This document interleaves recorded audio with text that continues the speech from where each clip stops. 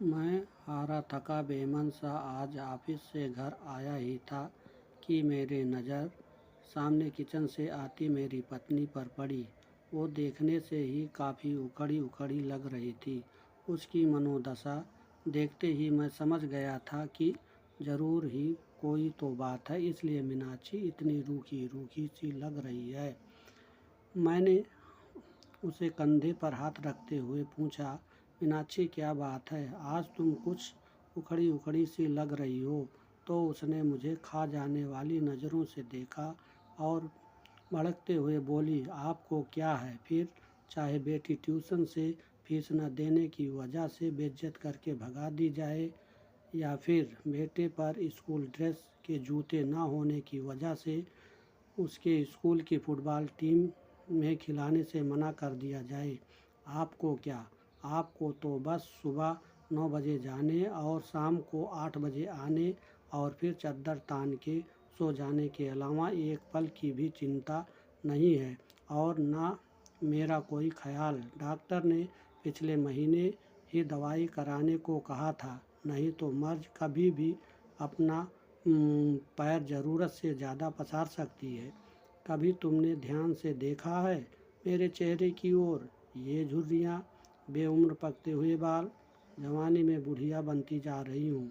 एक पैसे की दवा नहीं नसीब है मुझे। ये सब तो छोड़ो, गर्मी में बच्चे तपते रहते हैं, एक पुराना कूलर लेने तक की हिम्मत नहीं हो रही है तुम्हारी। मैं बेड पर बैठा नज़रें झुकाए अपनी नाकामी पर शर्मसार हो रहा था। बीवी बच्चों की परवरिश और उनकी ज़रूरतों का ध्यान रखना मेरा कर्तव्य है, पर क्या करूं, ये मेरा दुर्भाग्य ही तो है। कहने को तो देश तरक्की कर रहा है, लोग खुश हैं, पर मैं कैसे कह पाऊँ कि मैं बढ़ती महंगाई और बेरोज़गारी की वजह से दिन व दिन ज़रूरतों के बोझ तले दबता जा रहा हूँ। बिजली के बिल से लेकर घर के राशन पानी तक की कीमतें आसमान छू चुकी हैं और पगार बढ़ाने के नाम पर दफ्तर में धमकी दी जाती है। नौकरियां कभी भी जा सकती हैं, काम नहीं है ऑफिस में, इसलिए वही पुरानी पगार पर काम करना मजबूरी बन चुकी है। ऐसे में क्या ही करूं। मैं बैठा बैठा अपनी परिस्थिति से दो चार हो ही रहा था कि घर की दरवाजे पर किसी के आने की दस्तक हुई। बच्चों ने गेट खोलकर देखा तो पिताजी थे। अपने दादाजी को देख के बच्चे तो खुशी से उछल गए, लेकिन मेरी सांसें तेज हो गईं। पत्नी ने फिर से मेरी तरफ ऐसे देखा जैसे मानो वो कह रही है, वो अपना पेट पालने के लिए तो अपनी आंतें और गुर्दे गिरवी रखने के दिन आ गए हैं।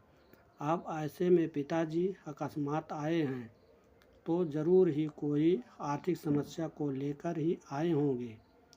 मैंने भी नज़र चुराते हुए एक बार मीनाक्षी की ओर देखा, पर कुछ कह पाने की स्थिति में नहीं था, इसलिए जल्दी से उठ के पिताजी के पास गया और नज़रें चुराते हुए उनके चरण स्पर्श कर उन्हें बैठने को कहा। मीनाक्षी ने भी उन्हें चरण वंदन किया और खाना खाने के लिए कहते हुए किचन में चली गई। अब मैं और भी अकेला महसूस कर रहा था। मीनाक्षी तो मुंह छिपा के किचन में जा चुकी थी। मुझे डर था पापा कहीं पैसे की कोई ना कर दे, इसलिए मैं जल्दी से जल्दी बच्चों को बुला के उनके पास किया और खुद वापस कमरे में चला गया। पिताजी भी मुझे जाते हुए देख रहे थे। मैं किचन में आया तो मीनाक्षी ने कहा, पिताजी ज़रूर हो किसी किसी आर्थिक मदद के आस करके आए होंगे। ऐसे में इन्हें हम ही याद आते हैं। बड़े वाले भाई साहब को कोई याद नहीं करता, देने के नाम पर उनका नंबर आता है और जब कोई ज़रूरत हो तो सब लोग हमारे यहाँ आ जाते हैं। वैसे तो ये शब्द मीनाक्षी कभी नहीं बोलती, पर इस बार उसके घर की तंगहाली इस लेवल पर थी कि उसे मरने के लिए अगर जहर खरीदना हो तो उसके लिए भी पैसे का इंतज़ाम ना के बराबर ही था।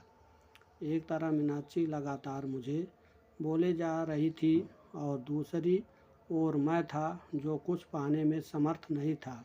अंततः मैं मीनाक्षी को चुप रहने के लिए कहा, तुम शांत हो जाओ, कुछ भी करके कल मैं तुम्हारी दवाई और बच्चों की ज़रूरत का सामान ला दूंगा, पर अभी के लिए पिताजी का मान रखो। उनके सामने घर में कलेश करने का मतलब उनकी मान मर्यादा के खिलाफ है। मीनाक्षी समझदार थी, पर उस पर आर्थिक तंगी का बुखार चढ़ा हुआ था, इसलिए वह बेकाबू थी। कहाँ से लाओगे? भीख मांग के या फिर खुद को गिरवी रख के? ये मेरा कर्तव्य है, क्या करूँगा क्या नहीं। तुम बस अभी भगवान के लिए शांत हो जाओ। अब मीनाक्षी शांत हो गई। वो खाना लेकर टेबल पर लगा देती है।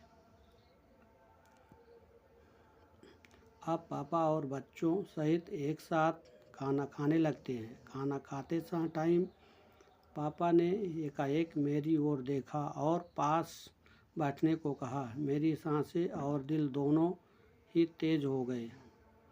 कहीं पिताजी कोई मांग न कर दें, क्योंकि मेरे पास अभी देने के नाम पर केवल वक्त ही था। उसके अलावा मैं जुबान भी नहीं दे सकता था। पिताजी बोले, देखो अभी काम जोर से चल रहा है, खेती का काम बहुत है, इसलिए अभी की ही गाड़ी से वापस जाना पड़ेगा। मैं यहाँ रुक नहीं सकता हूँ। तुम्हारी माँ बहुत चिंता कर रही थी। पिछले कुछ महीनों से तुम फ़ोन और बात बहुत कम कर रहे हो, और ऐसा तुम तभी करते हो जब तुम किसी परेशानी में होते हो। ये तुम्हारी बचपन की आदत है। इसलिए माँ के ज़ोर और मुझे मुन्ना और मुन्नी की याद सता रही थी, इसलिए मैं आ गया। यहाँ तक तो ठीक था। अब मैं अवाक बैठा था कि अब पापा क्या कहने वाले हैं।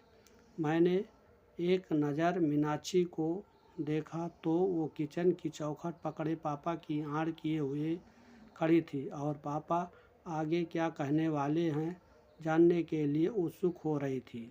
लेकिन आगे पापा ने अभी कुछ कहा नहीं, बस खाना निपटाया और मुंह हाथ धोए। अब पापा ने अपने कुर्ते की जेब में हाथ डाला और एक नोटों की गड्डी निकाली और मेरे ओर बढ़ा दी। ये देखकर मैं अवाक और सकते में आ गया। एक पल के लिए मैं स्तब्ध और निशब्द ही खड़ा रहा। पिताजी ने कहा, अरे पकड़ो भी भाई, अब इतने बड़े भी नहीं हो गए हो कि हमारी दी हुई आशीर्वाद को ग्रहण ना कर सको। वैसे भी इस बार फसल अच्छी हो गई थी, इसलिए कोई दिक्कत नहीं आई। अब उन्होंने मीनाक्षी की ओर इशारा करते हुए कहा, बहू का और बच्चों का अच्छे से ध्यान रखो। देखो कितनी कमज़ोर हो रही है, और अपना भी। उन्होंने पैसे मेरे हाथ में रख दिए। मेरी आंखें भर आई थीं और वो बचपन के दिन याद आ गए, जब पापा हमें स्कूल जाते वक्त 4 आने ऐसे ही हाथ में फैलाने पर रख दिया करते थे। बस अंतर इतना होता था, उस वक्त मेरी आंखें झुकी हुई नहीं बल्कि प्यार और दुलार से ऊंची होती थीं। फिलहाल मीनाक्षी और मैं दोनों ही गलत साबित हो चुके थे, इसलिए खुद की नज़रें खुद से ही नहीं मिल पा रही थी। सच में बच्चों के लिए माँ बाप बोझ हो सकते हैं, पर माँ बाप के लिए बच्चे कभी भी बोझा नहीं होते। वह हमेशा उनका ध्यान रखते हैं,